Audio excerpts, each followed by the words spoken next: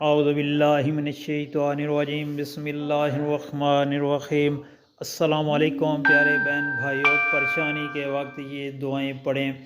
जब भी कोई परेशानी, दुख या मुसीबत आ जाए या मुश्किल वक्त आ जाए तो प्यारे दोस्तों ये दुआया कलिमात आपने पढ़ने हैं, तो इंशाअल्लाह आपकी परेशानी, दुख, मुसीबत दूर हो जाएगी।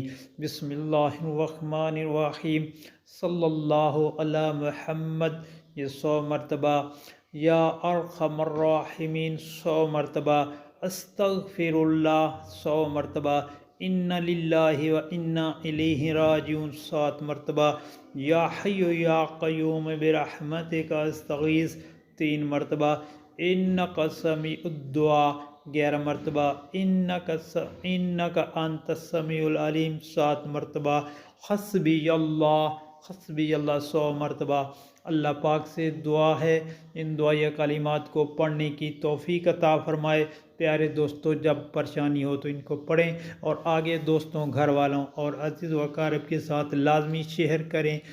अल्लाह आपकी रहम फरमाए।